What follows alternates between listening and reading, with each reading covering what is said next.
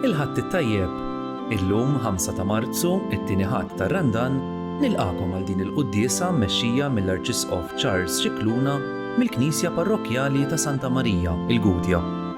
Jikkonċelebraw l-Arċipriet Dun Norman Zammit u Dun Carmelo Farrugia.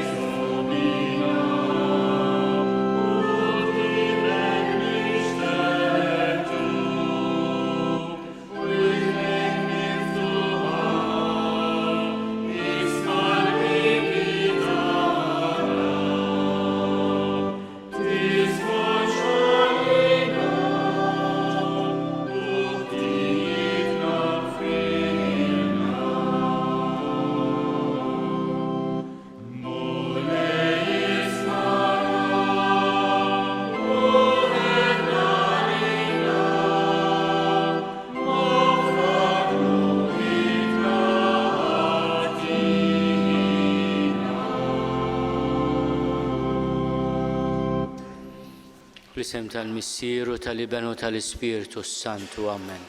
Il-paċi magħkom. Ħutjew narfu ħtijietna biex niċċelebraw tajjeb il-misteri qaddisa tal-mewt u l-qawmin ta' Ġesu mill-imwiet. Nistqalla Alla li jista' kollox u lilkom ħuti li ngħadnibt ħafna bil-ħsieb, bil-kliem, bil-għemil u billi ħallejt mirjieti. Tija tiegħi, bl-akbar tija tiegħi. Għalhekk nitlob lill-Imqazza Marija dejjem Verġni, lill-Anġlu l-Qaddissin kollha u lilkom ħuti biex titolbu għalija lil Mulej Alla tagħna.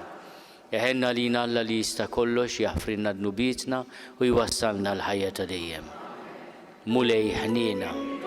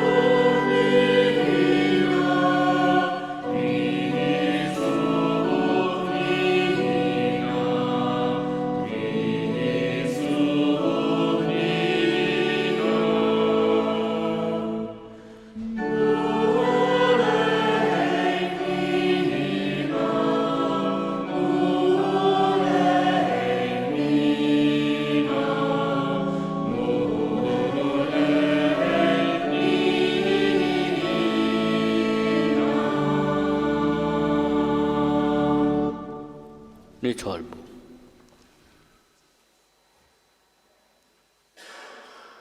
U Alla intridna nisimgħu lill-ibnek il-għażiż. Itmana bl-ikel tal-kelma tiegħek u għamel li nsaffu l-għajnejn ta' ruħna ħalli nitennew bid-dera tal-glorja tiegħek. Bibnek Ġesu Kristu Sidna li hu Alla u miegħek jgħixu jsaltan fl-imkien mal-Ispiritu Santu għal dejjem ta' dejjem.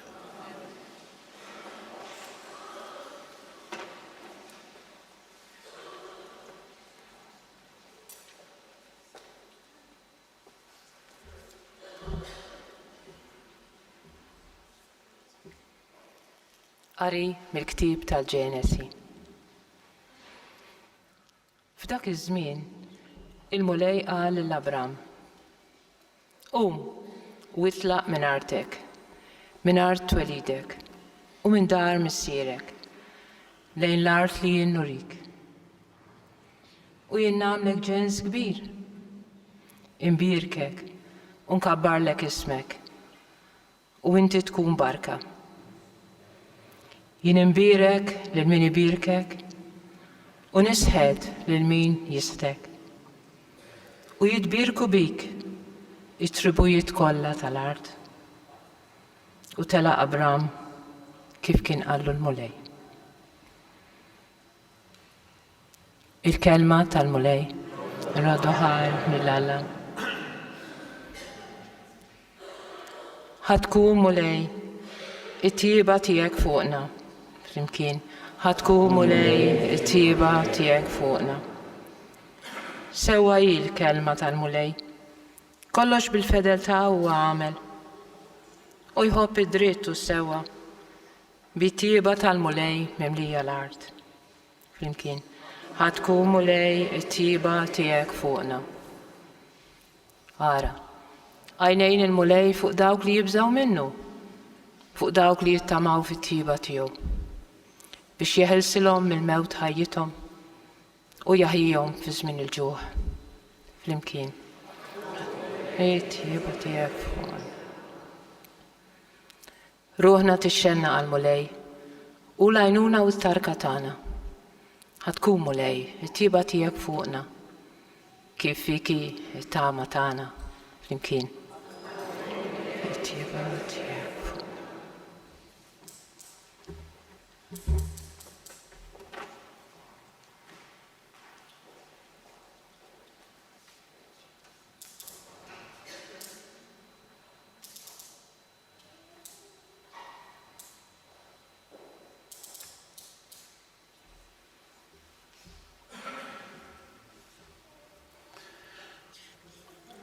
Qari mit-tieni ittra ta' San Pawlu Apostlu lil Timotju.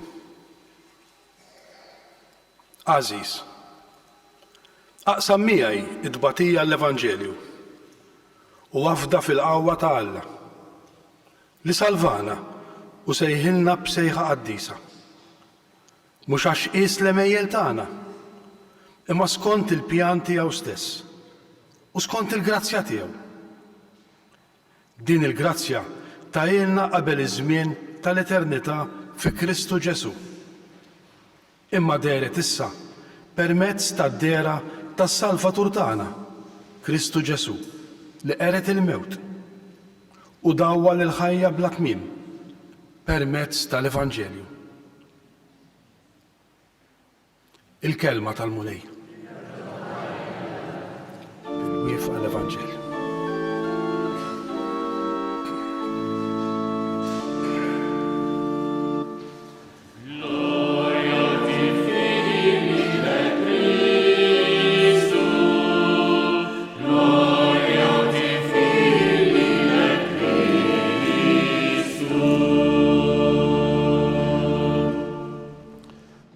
Fi sħaba kollha dawl leħen il-missier instema'. Dan hu ibni l-għażiż li fih ħsibt l-għaxqa tiegħi. Isimgħu lilu.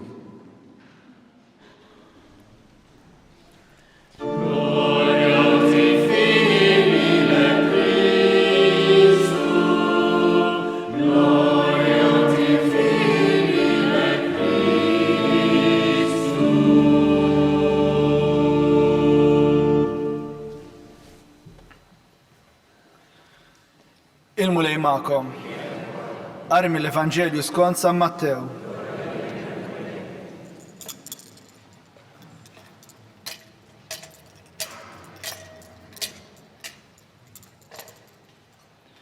F'dak iż-żmien, Ġesu ħamjew lil Pietru u lil Ġagbu u lil ħuħ Ġwanni. Tellaħħom fuq muntanja għolja weħidhom, tbiddel qudiemhom. Wiċċu sar jiddib ħax-xemx u l-bisu sar abjad bħad-dawl. U derulhom Mosè u Elija jitħattu miegħu. Qabes Pietru qal lil Ġesu: Mulej kemm hu sew li aħna hawn. Jekk trid intella hawn tliet-tinet, waħda lik, waħda l-Mosè u waħda l-Elija. Kif kien għadu jitkellem, sħaba kollha dawl qattietom. U minn ġo sħaba instama' leħen jgħid: Dan hu ibni l-Ażiż li fi ħsibt il-għaxqa tiegħi, isimgħu lilu. Id-dixxipli kif semgħu dan waqgħu wiċċhom fl-art mimlijin biża'. Ġesu resaq lejhom, messhom u qalilhom: Qumu, la tibżgħux. U ma refgħu għajnejhom u ma raw lil ħadd ħlief lil Ġesu waħdu. Huma u neżlin minn fuq il-muntanja, Ġesu ordnalhom u qalilhom: Tgħidu lil ħadd b'din id-dera sa ma bin il-bniedem ikun qam mill-imwiet. Il-kelma tal-mulej.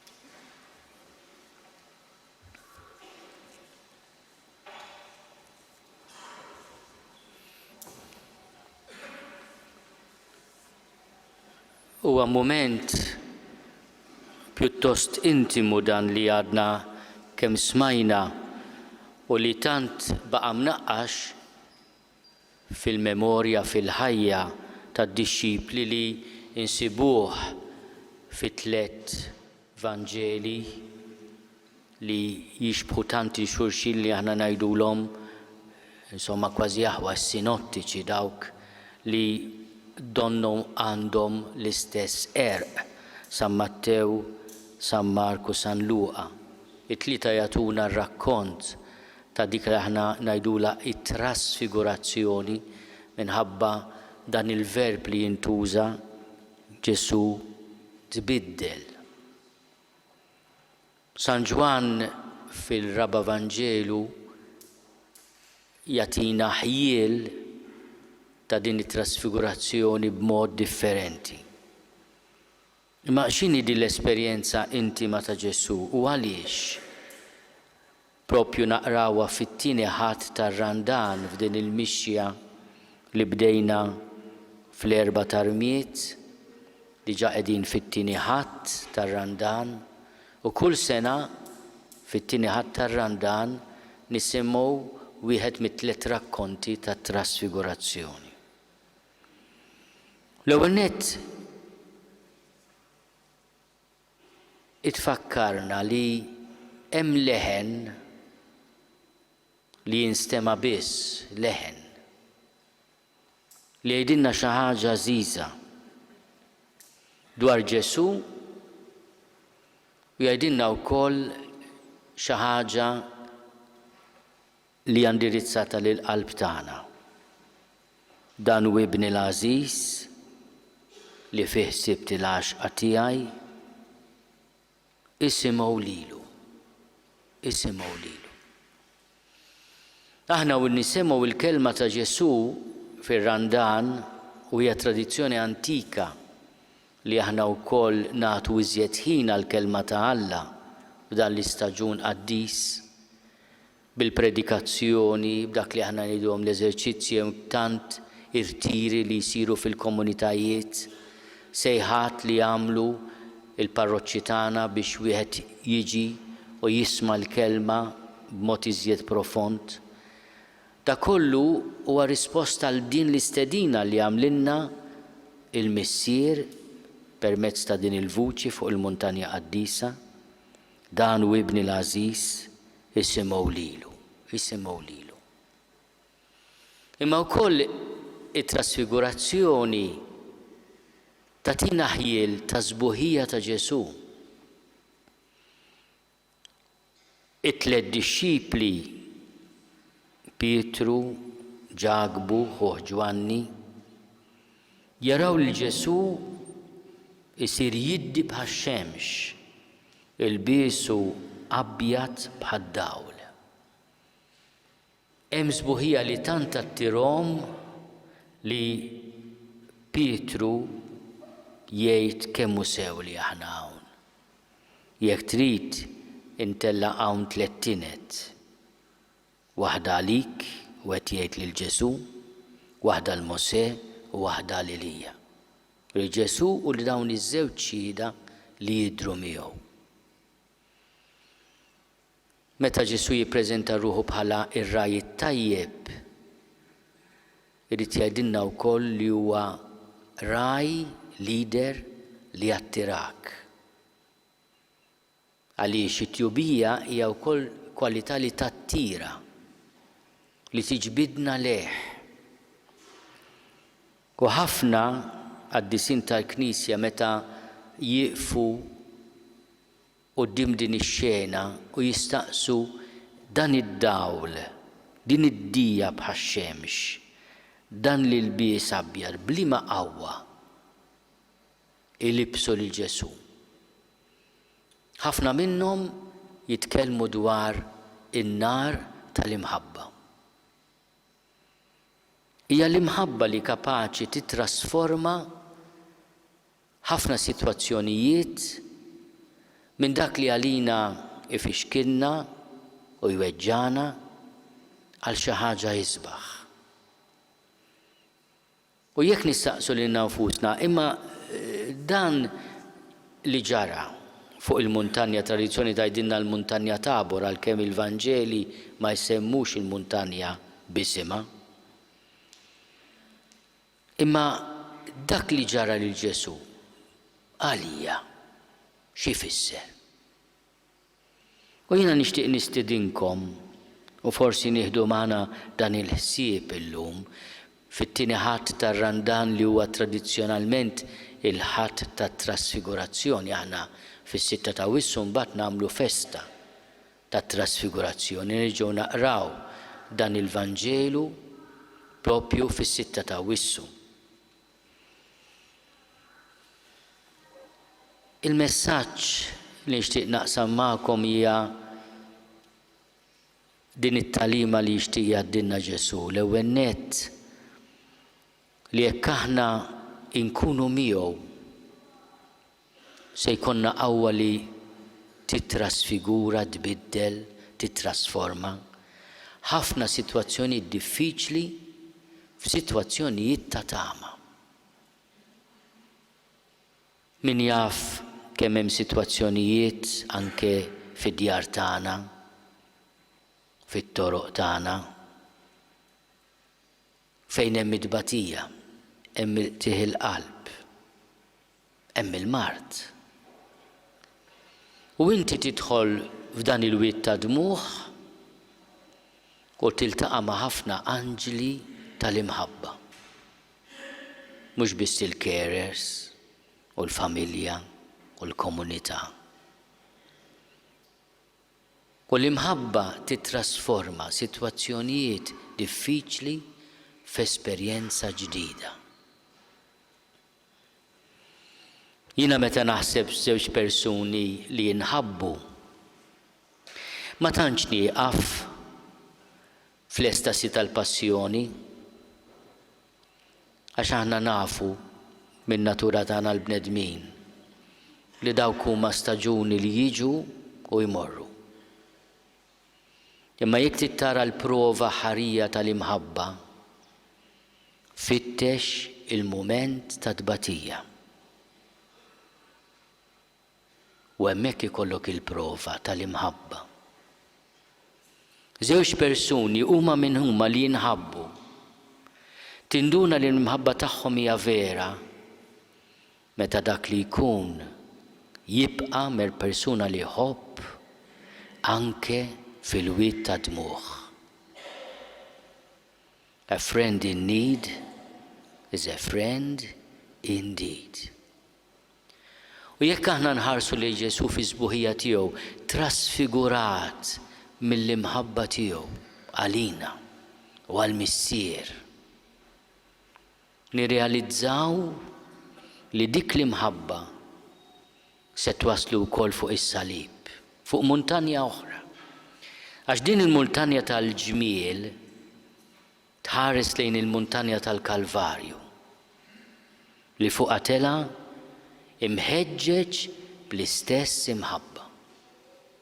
Illum imħeġġeġ bl-imħabba Ġesu jidher sabiħ, jiddi bħax-xemx, il-biesu sar abjad bħad-dawl. Fil-ġimgħa l-kbira, fuq l-għolja tal-Kalvarju, tal-Qurrija, imneżza minn kull ġieħ, sfigurat, tant li kif jgħid Iżajja stajna narfuh, u jittrasforma l-umiljazzjoni tiegħu fil-maħfra u s-salvazzjoni tagħna. U l-eżortazzjoni li jagħmel lid-dixxipli li imbeżżajn jaqgħu wiċċhom fl-art hija wkoll stedina għalija u għalik. Qumu la tibżgħux, qumu la tibżgħux. U jekk jiena inħoss li qiegħed fl-abiss għaddej minn mument fejn għalija hopeless, mingħajr tama, hopeless. Illum il-kelma ta' Ġesu trasfigurat hija għalija wkoll. Hija, oħti, la tibżax, la tibżgħux. Il-mulej lil dawn it-tlieta li jsiru anke xhieda tal-umiljazzjoni tiegħu fl-ort tal-Ġetsemani meta jarawh jaraq l-araq tad-dem huma t-tlieta, l-istess tlieta li jkunu hemm fl-agonija fl-ort tal-Ġetsemani. Lil dawn it-tlieta jgħidilhom fuq din il-ħaġa, fuq din l-esperjenza straordinarjament sabiħa, jekk jogħġobkom tgħidu xejn qabel bin il-bniedem ikun qam mill-imwiet. Dan il-kelma li mhux bil-fors femmuha dak il-ħin, anzi l-Vanġellu ta' San Luqa jgħidilna ma femux, dew jgħidu ma xi tfisser. Il-mulej irid jgħidilna din is-sbuħija hija wkoll toma tal-qawmien mill-imwiet. Jekk jiena nixtieq nagħmlilkom il-kuraġġ fis-sitwazzjonijiet diffiċli li tgħaddu minnhom u nistidinkom biex titrasformaw id-diffikultajiet bl-imħabba, bil-paċenzja, bil-modrija u bil-maħfra. Qed ngħidilkom ukoll li din hija bistoma ta' sbuħija tal-qawmien. U allura illum il-mulej ikellem ukoll mhux biss lilna, imma lil ħutna li jagħmlu l-aħħar vjaġġ. It-trasfigurazzjoni hija kelma għalihom ukoll. Għax kif jgħid l-Apostlu missierna, sew jekk ngħixu, sew jekk immutu, aħna tal-mulej. U l-kelma tiegħu fuqna l-koll kemm jekk ħajjin u kemm jekk qegħdin fil-ħajja ta' dejjem. Hija l-istess waħda. Qumu la tibżgħux.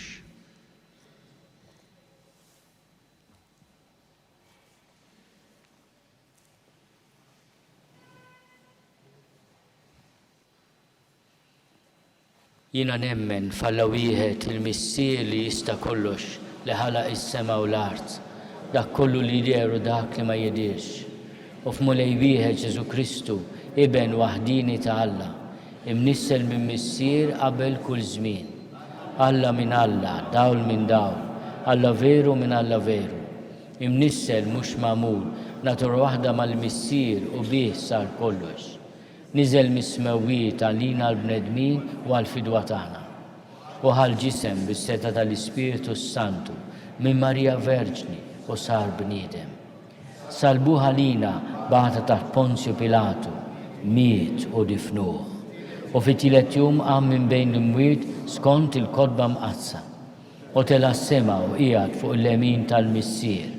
U għandu jerġa' jiġi bil-glorja biex jagħmelha mill-ħajjin u mill-mejtin. U s-saltna tiegħu ma jkollix tmiem. U fl-Ispiritu Santu mulej li jagħti l-ħajja li ġej mill-Missier u mill-Liben. Jum mweġġa flimkien mal-Missier u mal-Liben u li tkellem fom il-profeti.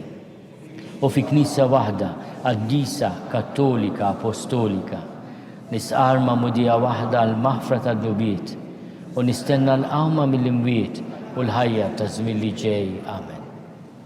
Fid-dawl ta' din il-kelma tal-Alla jew nitolbu l-mulej biex jitrasfigura, jitrasforma, jbiddel is-sitwazzjoni diffiċli tal-ħajja tagħna, tas-soċjetà tagħna, tad-dinja. F'dawl ta' tama, ta' mħabba, ta' paċenzja u ta' maħfra. Nitolbu. Nitolbuk mulej biex timlina qalbna bil-kuraġġ.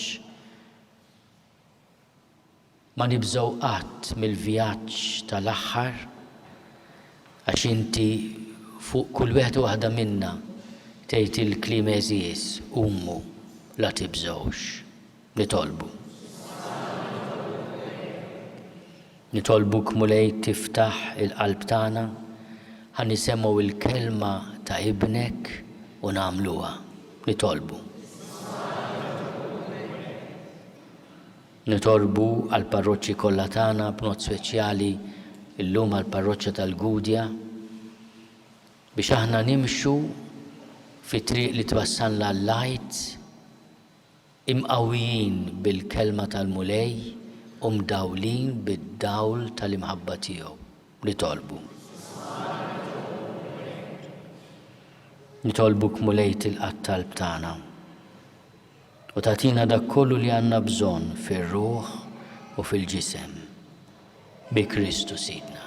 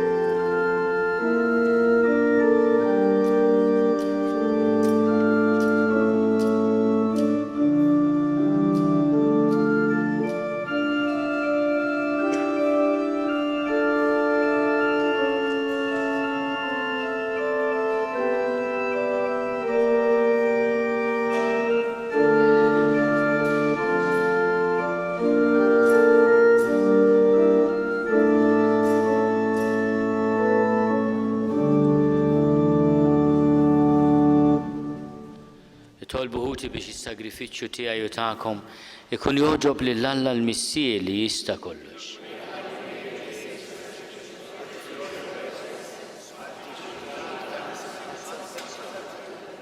Il-vittma li sejrin nofrulek mulej tnaddafna minn ħtijietna u tqaddisna fir-ruħ u l-ġisem biex niċċelebraw kif jixra il-misteri tal-Għid bi Kristu Sidna. Il-mulej magħkom. Nerfgħu lubna l fuq. Niżuħaj lill-mulej Alla tagħna. Sewwa u xieraq tas-sew mulej missier qaddis Alla ta' dejjem li tista' kollox, tajjeb u taġid għas-salvazzjoni tagħna li dejjem u kullimkien irrodulek ħajr bi Kristu Sidna. U ħabbar il-mewt tiegħu lid-dixxipli u fuq l-għolja mqazza urihom is-seb tiegħu biex kulħadd jaraf tajjeb li l-glorja tal-qawmien għall-ħajja tinkiseb permezz tal-passjoni kif xedu wkoll il-liġi u l-profeti. Għalhekk flimkien mal-qawwiet tas-sema qatt ma nieqfu nfaħruk fuq l-art u bla qiegħda ntennu lill-kobor tiegħek. Qaddis, qaddis, qaddis, mulej Alla tal-eżerċiti. Ismewtu l-art mimlija bil-glorja tiegħek, osanna fl-għoli tas-smewwiet. Imbirek minn ġej f'isem il-mulej, osanna fl-għoli tas-smewwiet. Qaddis tas-sew int mulej inti l-għajn ta' kull dusija. Qaddis għalhekk nitolbuk dawn l-offerti bil-barka tal-Ispirtu tiegħek biex isiru għalina il-ġisem u d-dem ta' Sidna Ġesu Kristu. Li meta kien se jingħata biex minn rajħibati ħal-ħobs rat il-ħajr qasam tali d-dixxipli tiegħu u qal: ħudu u kulu l-koll minn dan għax dan huwa ġismi li jingħata għalikom.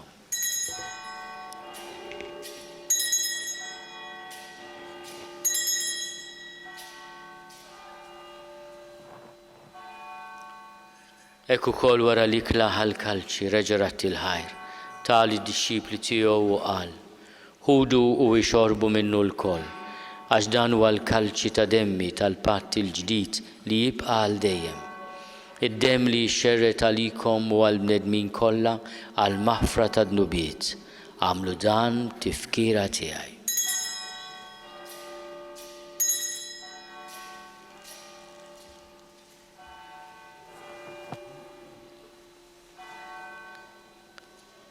Danu l-misteru tal-fidi.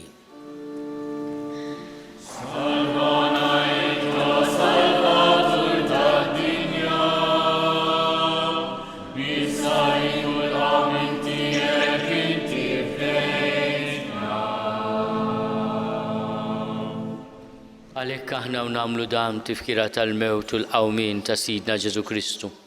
Nofrulek mulej il-ħobs tal-ħajja u l-kalċi tas-salvazzjoni. U rodulek ħajra xoġbok tilqan hawn quddiemek biex naqduk. U miċ-ċokontana nitolbu li l-Ispirtu Santu jaqadna f'ġisem wieħed lilna li nieħdu sehem mill-ġisem u d-dem ta' Kristu. Ftakar mulej fil-Knisja tiegħek imxerda mad-dinja kollha. Wettaqa' fl-imħabba flimkien mal-Papa Franġisku, miegħi għaddej tiegħek mingħajr ma jistħoli, mal-Isqof Joseph li qed jgħinni, mal-Isqof Anton u mal-Ministri tiegħek kollha. Ftakar ukoll fħutna li raqdu bit-tama tal-qawmien, ftakar fil-mejtin kollha.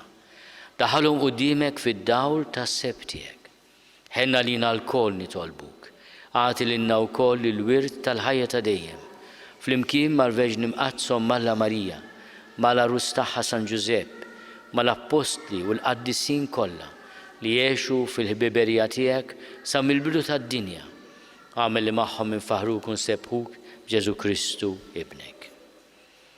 Bi Kristu, ma' Kristu, fi Kristu, jingħata lilek Alla Missier li tista' kollox, flimkien mal-Ispirtu Santu, kull ġieħu glorja għal dejjem ta' dejjem.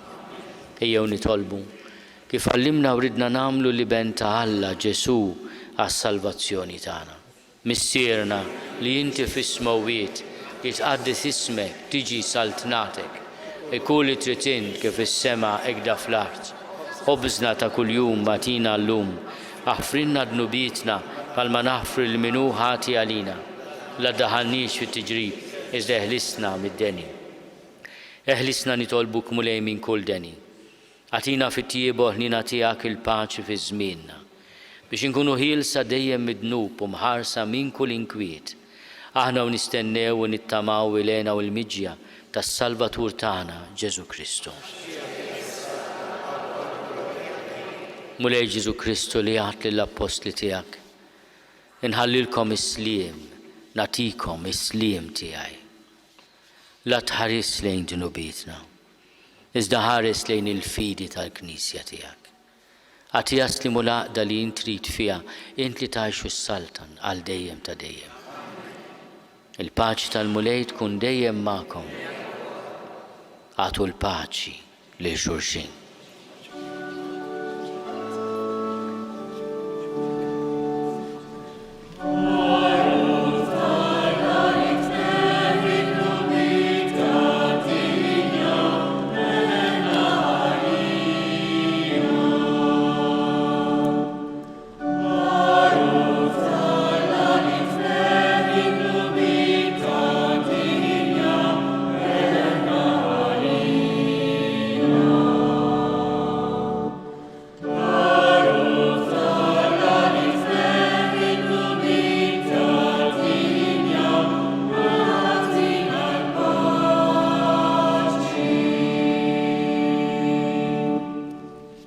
Danu l-ħaruf talla, danu li neħidnu bit tad-dinja, ħenin dawk li huma mistiedna l-ikla tal-ħaruf.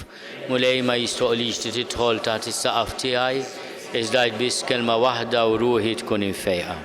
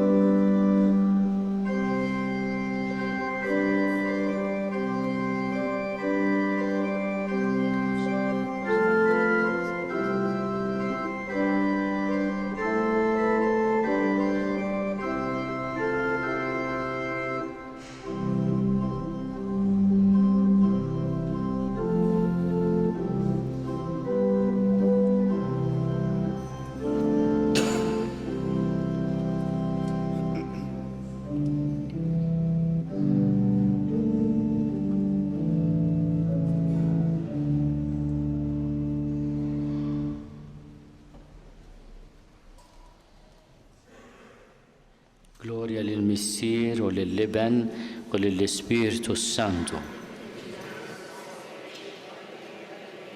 Gloria lill-Missier u lill-Liben u lill-Ispirtu Santu. Gloria lill-Missier u lill-Liben u lill-Ispirtu Santu. Nitolbu. Bil-ħirara kollha nrodulek ħajr mulej għal din it-qarbina li għamilna li bija sa minn din id-dinja stess tatina sem mill-ħwejjex tas-sema bi Kristu Sidna.